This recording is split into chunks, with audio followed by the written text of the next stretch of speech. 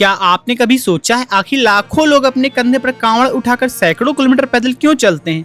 ना कोई आराम, ना रास्ते की चिंता, बस एक ही जुनून, बाबा बैद्यनाथ के दर्शन। और इस बार हमने भी तय किया कि इस यात्रा को सिर्फ दूर से देखेंगे नहीं, बल्कि खुद कांवड़ उठाकर सुल्तानगंज से देवोधर तक चलेंगे। सुल्तानगंज से गंगा जल भरने के बाद शुरू होगा हमारा वो सफर, जिसमें आपको दिखेगा कांवड़ यात्रा का असली रंग। रास्ते में उमड़ता कांवड़ियों का सैलाब, सेवा में लगे लोग, रात के पड़ाव, खाने पीने की व्यवस्था और वो मुश्किलें जिनका सामना हर एक कांवड़िया इस सफर में करता है। और हाँ, आखिर में हम पहुंचेंगे उस दरबार में जिसके लिए पूरा सफर शुरू किया है, बाबा बैद्यनाथ धाम।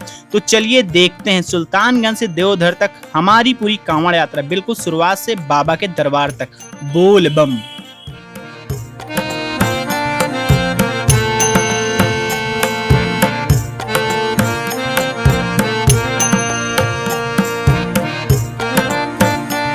जय बाबा बैद्यनाथ धाम।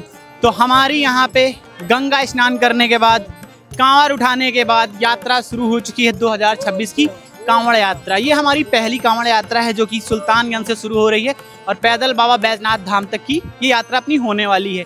कितने दिन लगता है अभी नहीं पता है, क्योंकि पहली बार की यात्रा में पहले आपको बता चुका हूँ। वैसे 3 दिन में ये यात्रा कंप्लीट हो जाती, कोशिश हमारी रहेगी कि 3 दिन में हम भी ये यात्रा कंप्लीट कर लें।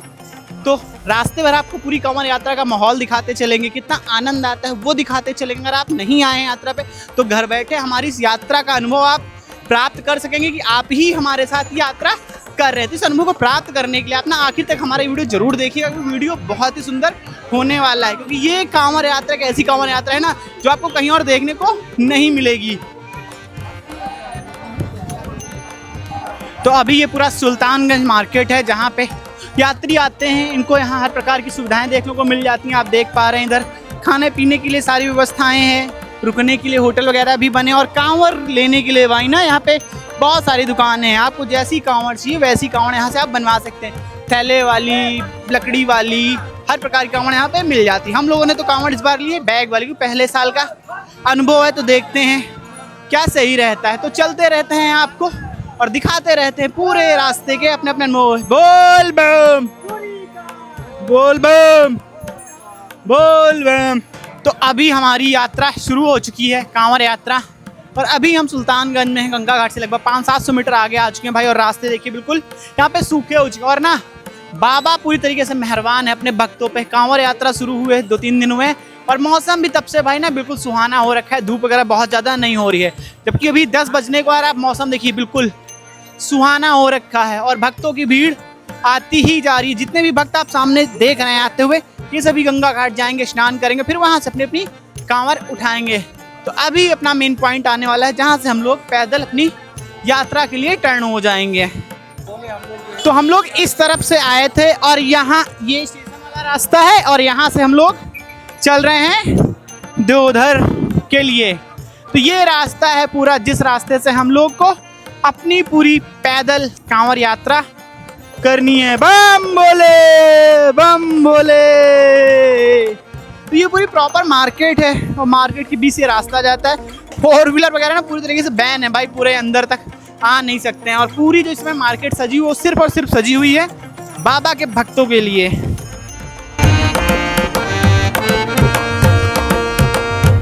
तो अभी हम लोग इस रास्ते से आ रहे थे भाई ना, और यहाँ पहुँचने के बाद ये तिराहा पड़ा है इधर मुंगेर के लिए, बाढ़ के लिए, पटना के लिए ये रास्ता जाता है। और यहाँ से रास्ता जाता है अपना बाबा बैद्यनाथ धाम के लिए। और ये देखिए बोल बम। और ये काफ़ी अच्छी चीज़ की मैट डाली गई है भक्तों के लिए, क्योंकि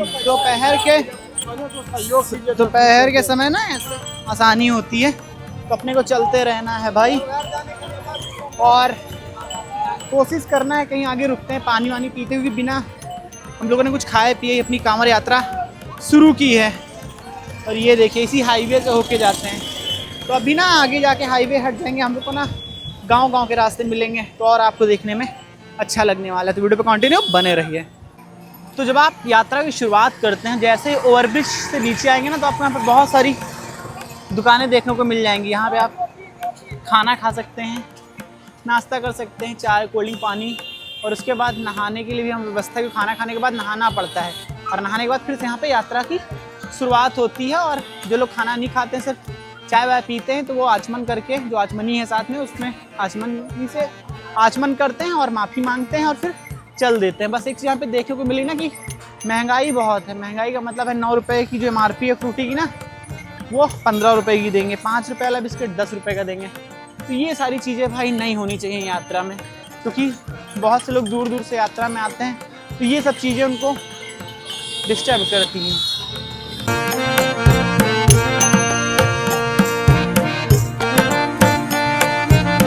तो अभी हम आ गए हैं लगभग 3 किलोमीटर का सफ़र तय करने के बाद भाई ना, ये एक स्थान पड़ता है, ये हाईवे जाता है और नीचे से अंडरपास से हम सभी लोग को जाना होता है, मतलब कांवरियों को।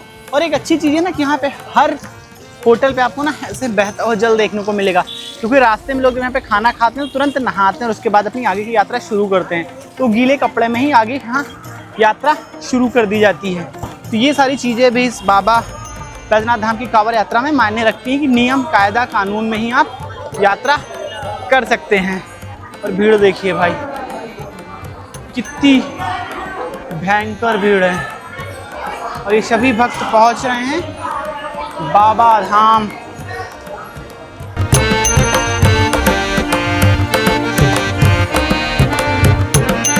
तो अभी हम और आगे आ चुके हैं भाई, और ये देखिए यहाँ पे कितनी अच्छी सुविधा दी गई है भक्तों के लिए। ऐसे शावर फव्वारे लगाए गए हैं ताकि गर्मी में जब भक्त यहाँ से गुजरे तो उनके ऊपर ये पानी के छींटे पड़े और भक्त को थोड़ा सा आराम मिल सके। ये सारी सुविधाएं यात्रा में भक्तों को दी जा रही हैं और हर जगह पे आपको सिर्फ भोले बम ही देखने को मिलने वाले हैं। और ये देखिए भाई, भीड़ देखिए, गजब की भीड़ है। भीड़ सिर्फ लोग जाते ही जा रहे हैं। लगभग 15 से 20 किलोमीटर की हमें लग रहा है लाइन लगनी पड़ेगी दर्शन करने के लिए भक्तों को इस बार, तो कि बहुत भीड़ है। और मौसम भी थोड़ा सा बदल रहा है, धूप कम हो रही है, तो ये अच्छी चीज़ है। अभी हमारी यात्रा लगभग 3-4 किलोमीटर की कंप्लीट हो चुकी होगी और हम ना अभी तक हाईवे के बगल बगल चल रहे थे दाहिने हाथ पे, लेकिन अब हम हाईवे से बाएं हाथ पे आ गए हैं और रास्ते भी ना थोड़ा सा बेटर हो गया, मतलब बालू वगैरह काफ़ी अच्छे तरीके से यहाँ पे पड़ी। और यहाँ तक लगातार भाई दुकानें, रेस्टोरेंट टाइप के जो बने हुए हैं एक तरफ से देखने को मिले हैं। मतलब पूरे 4 किलोमीटर में कहीं भी कोई ऐसा स्थान नहीं आया जहाँ पे दुकानें देखने को ना मिल रही हों। इस तरीके की दुकानें आपको ना पूरे रास्ते में देखने को मिलती हैं। यही दुकानें हैं जो रात में भक्तों को शरण देती हैं। यहीं सारे भक्त रुकते हैं, सुबह फिर अपनी यात्रा कंटिन्यू करते हैं और दिन भर ये अपना खाना पीना, जो सारी जर्नल नीड की चीज़ें हैं, वो सेल करते रहते हैं। तो अभी हम चलते रहते हैं अपनी यात्रा पे कंटिन्यू। और बहुत अच्छा माहौल प्रतीत होता है जब बाबा बैजनाथ धाम की कांवड़ यात्रा की शुरुआत होती है। ये पूरे रास्ते गुलजार हो जाते हैं और लगभग 110 किलोमीटर सफ़र तय करने के बाद भक्त पहुंचते हैं बाबा बैजनाथ धाम। तो अभी देखते हैं आज कितना अपने से कंप्लीट हो पाता है। और जगह जगह पे जितने भी होटल हैं ना, उनके सामने आपको ये ऐसे देखने को मिल जाएंगे। यहाँ पे कांवर टांगने के बाद ही आप जाके अपने लिए जो खाना पीना है खा पी सकते हैं। फिर उसके बाद फिर से आचमन करिए, पवित्र होइए, खाना खाया तो नहाइए, फिर आगे अपनी यात्रा कंटिन्यू करिए। तो अभी चलते रहते हैं। और यहीं पे आपको निःशुल्क शिविर सेवा भी उपलब्ध है। अगर आप रुकना चाहते हैं तो यहाँ पे भक्तों के लिए रुकने की व्यवस्थाएं भी उपलब्ध हो जाती हैं, जो कि गवर्नमेंट की तरफ से बनाया गया है सुल्तानगंज में। ये देखिए, यहाँ पे सबने अपनी कांवड़ रखी है और बहुत बड़ा शिविर कैंप यहाँ पे बना हुआ है। तो अभी हम इस शिविर कैंप के अंदर हैं भाई। यहाँ पे ना करीब 200-250 बेड पड़ा हुआ है। लोग यहाँ पे रेस्ट कर रहे हैं। जो लोग यात्रा पे आते हैं, रास्ते में थक जाते हैं, फिर रेस्ट करते हैं, फिर आगे अपनी यात्रा कंटिन्यू करते हैं। और यहाँ पे ब्लैक टी उपलब्ध है, नींबू पानी उपलब्ध है। तो हर प्रकार की व्यवस्थाएं इस पूरे शिविर कैंप में लोगों को दी जा रही हैं। और एक अच्छी चीज़ है कि जेंट्स के लिए अलग व्यवस्था है यहाँ पे और महिलाओं के लिए यहाँ पे अलग व्यवस्था की गई है। तो अभी हम लोग यहाँ से आगे चलेंगे धीरे धीरे, क्योंकि 1 बजने वाला है भाई और अभी अपनी यात्रा मात्र 4 से 5 किलोमीटर के आसपास ही कंप्लीट हुई होगी। अरे बाहर देखिए भाई, सब कांवरियों के जलिए टंगे पड़े हैं भाई। ये देखिए, इस तरीके से यहाँ पे कांवरिया अपना सारा टांग देते हैं और फिर अंदर जाते हैं, रेस्ट करते हैं, फिर आगे अपनी यात्रा पे निकल जाते हैं। तो फाइनली हम लोग पहुँच गए हैं कमराएं और बजने वाला है 1:30। तो हम लोग अपनी यात्रा आराम आराम करते जा रहे हैं। और ये मेन कमराएँ चौक है, आपको दिखाते हैं। ये कमराएँ चौक है, कमराएँ तक ना प्रॉपर आपको रुकने के लिए ये व्यवस्थाएं, खाने के लिए, नाश्ते के लिए, हर प्रकार की व्यवस्थाएं यहाँ पे देखने को मिल जाती हैं। और यहाँ पे भी गवर्नमेंट के द्वारा शिविर लगाया गया है रुकने के लिए, जो पूरी तरीके से अभी खाली, हुई दोपहर में कोई नहीं रुकता है भाई। तो अभी चलते रहते हैं धीरे धीरे और कंटिन्यू यात्रा करते रहते हैं। ये देखिए भाई कमराएँ, यह है कमराएँ चौक और ये है अपना रास्ता। एक बार फिर से ना हम उस रास्ते पे देखिए, बगल में हाईवे चल रहा है और हम लोग के लिए कांवर पथ अलग से बना। यहाँ पे अस्थाई थाना, नियंत्रण कक्ष, मेडिकल इमरजेंसी, ये सारी चीज़ें यहाँ पे भक्तों के लिए बनाई गई हैं। और एक एम्बुलेंस हमेशा यहाँ पे खड़ी रहती है। इसके अलावा शौचालय वगैरह की व्यवस्था भी यहाँ पे सभी भक्तों को मिल जाएगी। तो अगर भक्त आते हैं यहाँ तक, रात हो जाती है, तो कमराए में वो रुक सकते हैं। ये देखिए बाकायदा यहाँ पे नहाने के लिए ऐसे झरने वगैरह भी चल रहे हैं। और ये देखिए भाई, ये सावन की फुहार की व्यवस्था भी है भाई यहाँ पे। अति सुंदर व्यवस्था आपको दिखाता हूँ मैं। ये देखिए, ये सावन की फुहार की व्यवस्था यहाँ पे है। ये देखिए भाई, बहुत ही सुंदर हो जाती है ये व्यवस्था भक्तों के लिए। और जब धूप बहुत तेज होती है ना, तब ये व्यवस्था जब मिलती है भक्तों को, तब तो बहुत ही आनंद आ जाता है भक्तों को। तो ये व्यवस्था भी गवर्नमेंट की तरफ से की गई है यहाँ पे, जो कि काफ़ी अच्छी व्यवस्था है। तो अभी चलते रहते हैं।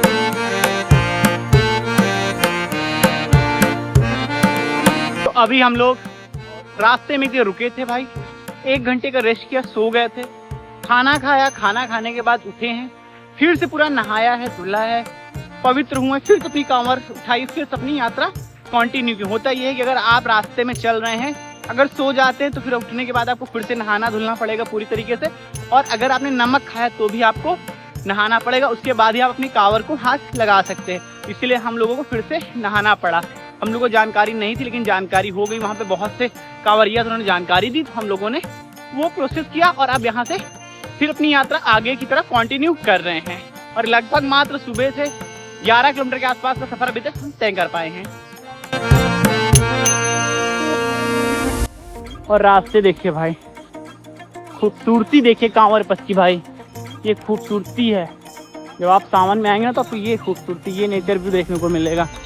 और ये पूरे फव्वारे जो ऊपर आप देख पा रहे हैं बंद कर दिए हैं, क्योंकि भोले बाबा खुद मेहरबान है भक्तों पे। हल्की हल्की फुहार पड़ रही है तो इनको बंद कर दिया गया है। बाकी यहाँ पे ना एक से एक बड़े से बड़े आपको होटल देखने को मिल रहे हैं, जो कि इस प्रकार के यहाँ पे बनाए ही जाते हैं। तो यहाँ पे लगभग 200 आदमी, 250 आदमी एक जगह पे रुक जाता है। ये काफ़ी अच्छी चीज़ है। ये देखिए इधर भी, तो फिर उसका एक एक टेंट में 200 लोग आ जाते हैं, क्योंकि जितनी भीड़ आती है ना भाई, इसको रुकने की व्यवस्था यही लोग कराते हैं। गवर्नमेंट के द्वारा जो होती है वो तो भाई लिमिटेड होती है, कहीं 5 किलोमीटर के बाद 250 लोग रुक सकते हैं, लेकिन पूरे रास्ते में बने हुए ये शिविर, और ये ना पैसे भी नहीं लेते भाई। कहीं कहीं पे 100 रुपये चार्ज करते हैं और कहीं कहीं पे नहीं चार्ज करते हैं, लेकिन आपको खाना पीना सब उन्हीं के यहाँ करना होता है। तो इस तरीके से यहाँ पे व्यवस्थाएं देखने को मिल रही हैं। और ये पीछे असरगंज कॉलेज के लिए रोड जाती है, जो चौराहा हमने भी क्रॉस किया। और ये देखिए भाई भुट्टे वगैरह, शाम के समय यहाँ पे अमरूद, आम, खीरा, तो हर प्रकार की यहाँ पे गांव की कह सकते हैं फूड वैली लगी हुई है एक टाइप से, जैसे अपने यहाँ शहरों में लगती है, उस तरीके से यहाँ पे गाँव की लगी हुई है। और अधिकतम यात्री बस चलते जा रहे हैं भाई। ये देखिए दीदी बम लोग हैं, अपना अपना कांवर उठा रही हैं और यहाँ पे अपनी यात्रा शुरू कर रही हैं। और ये ऐसे झरने आपको हर दुकान पे देखने को मिलते हैं, जो मैं पहले ही बता चुका हूँ। अगर आप नमक खाते हैं तो फिर आपको स्नान करना पड़ेगा, और इस वजह से हमको भी स्नान करना पड़ा। गीले कपड़े पहन के मैं आगे अपनी यात्रा कर रहा हूँ, क्योंकि अधिकतम वक्त ऐसा ही करते हैं, तो हम लोग भी ऐसा ही कर रहे हैं। तो अभी भाई ना असरगंज के आसपास हम हैं और मौसम हो चुका है ख़राब, बरसात हो चुकी है शुरू, और भक्त ना अब कहीं ना कहीं शरण लेना शुरू करेंगे, क्योंकि बरसात तेज़ हो रही है। और हम लोग तो खासकर 2-2 बार नहा चुके हैं, तो हम लोग को कहीं ना कहीं रुकना ही पड़ेगा। रुकेंगे हम लोग, चलते रहेंगे। और देखते हैं, शायद कम हो जाए, अगर नहीं होती तो फिर देखा जाएगा, कहीं ना कहीं रुकने की कोशिश की जाएगी। बाकी ये यहाँ पे भी आपको ऐसी दुकानें देखने को मिलेंगी, मतलब तैयारी पूरी हो चुकी है, लगभग हर तरफ तैयारी पूरी है, सिर्फ बाबा बैजनाथ धाम के कांवरियों को आना बाकी है। जो इतनी भीड़ दिख रही है भाई ना, अभी 2-4 दिन में और ज़्यादा भीड़ बढ़ जाएगी। तो चलते रहते हैं। और ये देखिए कितनी हैवी कांवर यहाँ पे देखने को मिल रही है। तो इस तरीके भी कांवर लोग लेके आते, देखिए बिटिया बम वगैरह सब तैयार हो रही हैं आगे अपनी कांवर उठाने के लिए। और सबसे अच्छी चीज़ तो भाई हमें यहाँ ये लगती है, झरना। हर दुकान पे ऐसा झरना चल रहा है, उसका कारण मैं बता ही रहा हूँ। और बार आपको नमक खाएंगे तो आपको नहाना पड़ेगा, इसीलिए कंटिन्यू चलते रहते हैं। मोटर 24 घंटे की ऑन रहती है, कोई दिक्कत नहीं है। और ये खाने पीने के लिए व्यवस्था यहाँ पे आप देख पा रहे हैं।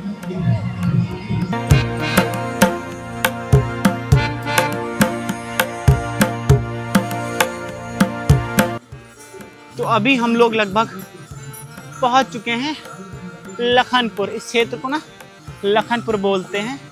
और यहाँ पे भी आपको सारी वही सेम व्यवस्थाएं देखने को मिलेंगी जो मैं पीछे से दिखाता हुआ आ रहा हूँ। यहाँ पे रुकने के लिए, खाने के लिए रेस्टोरेंट, पूरे रास्ते में यही सुविधाएं देखने को मिल रही हैं। और रास्ते की बात करें ना तो पूरे रास्ते में बालू फैलाया गया है, जिससे ना कांवरिया को आसानी भी हो रही है, लेकिन ना पैर में दिक्कत भी बालू की वजह से होती है, ऐसा हमको प्रतीत हो रहा है। मैं पहली बार यात्रा कर रहा हूँ, इस वजह से हमको लग रहा होगा, लेकिन ऐसा हमको समझ आ रहा है। और लखनपुर मेन रोड की दूरी यहाँ से भाई ना 1 किलोमीटर के आसपास है। मतलब ये हाईवे पे अगर जाना चाहते हैं आप तो 1 किलोमीटर है, लेकिन अपने को तो ये कांवर वाला रास्ता लेना, इस रास्ते से हम चल रहे हैं। तो इस रास्ते से चलते हुए अपने को आगे बढ़ना, ये है लखनपुर। तो भी चलते जाना है अपने को, जल्दी से जल्दी तारापुर पहुंचना है, जो लगभग 5 किलोमीटर के आसपास यहाँ से शायद बचा होगा। तो अभी होने वाला है 6:30 और हम लोग ने खाना खाने के बाद 4 बजे अपनी यात्रा स्टार्ट की थी और 2.5 घंटे में करीब 10 किलोमीटर का सफ़र तय कर चुके हैं और पहुँच चुके हैं तारापुर मोड़। मतलब यही तारापुर है। चलिए आपको तारापुर की लोकेशन दिखाते हैं। ये है तारापुर का क्षेत्र। यहीं पे गवर्नमेंट के द्वारा पीछे कैंप भी लगाया गया है यात्रियों के रुकने के लिए। लेकिन अभी अधिकतम जो यात्री है, जो कांवरिया है, वो आगे जा रहा है। उसकी कोशिश है कि जितना ज़्यादा शाम के समय कवर हो जाएगा उतना कल आसान रहेगा। तो इसलिए कांवरिया सब यहाँ से सीधे बढ़ते जा रहे हैं। और यहाँ पे भी आपको प्रॉपर तरीके से रुकने की व्यवस्था, खाने पीने की व्यवस्था, मेडिकल की व्यवस्था, हर प्रकार की व्यवस्थाएं आपको यहाँ पे देखने को मिल रही हैं।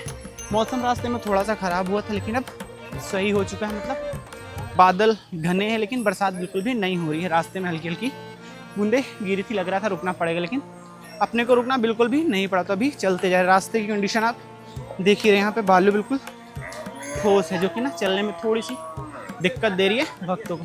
लेकिन अपने को चलते जाना है, देखते कहाँ तक पहुँचते हैं आज और कहाँ आज अपना नाइट स्टे होता है। इसलिए वीडियो पे कंटिन्यू बनी रही, जब तक रोशनी तब तक मैं आपको दिखाता रहूँगा कि आखिर कौन कौन से पड़ाव आते हैं बाबा बैजनाथ धाम की, अगर जब आप कांवर यात्रा लेके जाते हैं तो। बाकी रास्ते भर ना जो माहौल यहाँ पे देखने को मिलता है ना, उसके लिए आपको तो एक बार कम से कम जीवन में बाबा बैजनाथ धाम की कांवर यात्रा करनी चाहिए। ये अनुभव आपको कहीं और किसी और यात्रा में नहीं मिलने वाला है। जो आपको अनुभव इस यात्रा में मिलने वाला है, उसके लिए आपको खुद यात्रा पे आना पड़ेगा। तो अभी हम लोग तारापुर क्रैश कर रहे हैं। एक बार मन कर रहा था ना यहीं कहीं पे अब रात विश्राम कर लिया जाए, लेकिन एक बार फिर सोचा नहीं, जितना आज चल लेंगे ना उतना कल के लिए अच्छा रहेगा, और जितना कल चलेंगे उतना परसों के लिए अच्छा रहेगा, क्योंकि लंबा रन हो जाता है भाई इस कांवर यात्रा का। तो इसीलिए सोचा क्यों ना, मौसम भी अच्छा है तो चल लेते हैं अभी 1-2 घंटे और। तो 8 बजे के आसपास कहीं हम लोग रुकेंगे। तो अभी ना शाम पूरी तरीके से ढल चुकी है और 5 से 10 मिनट शायद अंधेला भी होने लगेगा। तो अभी यहाँ तारापुर क्रॉस करने के बाद सीधे हम लोग आपको आगे मिलेंगे, जहाँ पे अपनी रुकने की व्यवस्था होगी, या फिर रास्ते में कोई बीच में ऐसा कोई पड़ाव आता है जो आपको मालूम होना चाहिए, वो दिखता तो मैं आपको दिखाते चलूँगा। तो इसलिए वीडियो पे कंटिन्यू बने जरूर रहिएगा एंड तक, अगर आप भी हमारे साथ बाबा धाम की कांवर यात्रा कर रहे हैं तो। अभी हमें तारापुर सरकारी धर्मशाला गोकाचक मुंगेर, यहाँ पे भी ना भक्तों को रुकने की व्यवस्थाएं की जाती हैं। जितने भी बम आ रहे हैं आप देख रहे हैं, यहाँ पे रुकने के लिए अंदर जा रहे हैं। तो यहाँ पे ऐसे रुकने की व्यवस्थाएं होती हैं, अपनी अपनी पॉलिथीन यहाँ पे निशानी है भाई, रुकना है और फिर सो जाना है। तो इस प्रकार से यहाँ पे निःशुल्क सेवा हर प्रकार की उपलब्ध रहती है, लेकिन अपने को यहाँ से चलते रहना है। तो अभी हम लोग तारापुर लगभग पूरा क्रॉस कर चुके हैं और यहाँ पे आज रात का जो अपना स्टे होने वाला है वो यहीं पे होने वाला है। रुकने के लिए बेसिकली जब आप आएंगे कांवड़ यात्रा में तो पैसे वगैरह बिल्कुल भी नहीं लिए जाते हैं, आपको बस यहाँ पे रुकना फ्री में, बस इनका खाना खाना होता है। खाना भी बहुत महंगा नहीं होता है, 60 रुपये में ये लोग खाना प्रोवाइड करते हैं। मतलब बहुत ज़्यादा महंगाई देखने को नहीं मिलती आपको जब आप आते हैं बाबा बैजनाथ धाम की कांवड़ यात्रा पे उठाने के लिए। तो बस ऐसे वीडियो के लिए हमारे चैनल को सब्सक्राइब करें और ज़्यादा से ज़्यादा लोगों में शेयर करें। मिलते हैं आपसे नेक्स्ट वीडियो में, तब तक के लिए जय बाबा बैजनाथ। कल की वीडियो में हम यहाँ से चलेंगे आगे की तरफ।